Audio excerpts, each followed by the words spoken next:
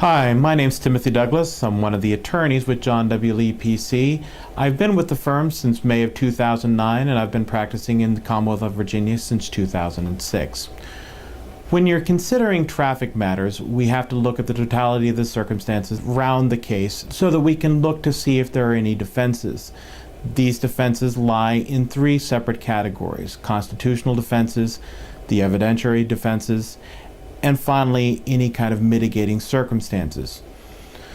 First, when we're looking at the constitutional defenses, oftentimes people view these as technical defenses, things that by which the case would be dismissed simply because of this defense without even looking at the facts of the case.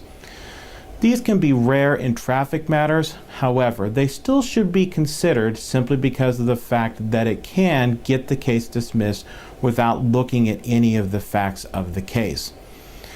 If the evidence has to be presented because there are no constitutional defenses, we then look at the evidence itself. Now, when we're looking at the defenses and evidence, we have two different categories there as well. The first is probative, the second is whether or not the evidence is substantial enough. When we're talking about whether or not the evidence is probative, the question simply is it truthful? Can it be believed?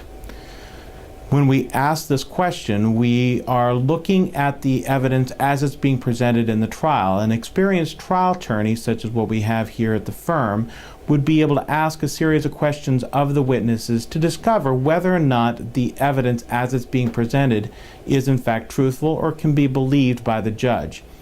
If the judge cannot come to the conclusion that the evidence is believable, then certainly the case would be found not guilty and it would be dismissed. Even if the evidence can be found to be truthful, we still have to look at whether or not the evidence is substantial enough to be able to have a finding of guilt. When we're looking at that, we're taking in consideration those elements that are present in the statute that are saying that these things must be found to have occurred in order for you to be found guilty. When we're looking at that, they have to meet each of those elements. If any one of them is not present, then the case, again, must be found not guilty and it would be dismissed. Finally, if in fact the evidence has to be brought in because we have no constitutional offenses, and if the evidence is probative and substantial enough, then we are looking at whether or not there's something that we can do to mitigate the damages. It may very well be that we have circumstances that would show that perhaps you should not be punished as heavily as someone else who had a similar charge. Or there are things that we can do prior to the actual trial date that we can advise you of when presented to the judge can allow the judge to give you a lesser fine.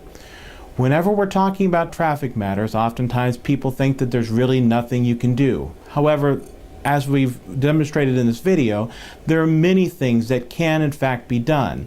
So rather than just simply taking it as a foregone conclusion that you will be found guilty and you'll have higher insurance rates or possibly even criminal time or high fines, be sure to come in to us, see us for a free consultation so we can discuss your case and we can give you options regarding this.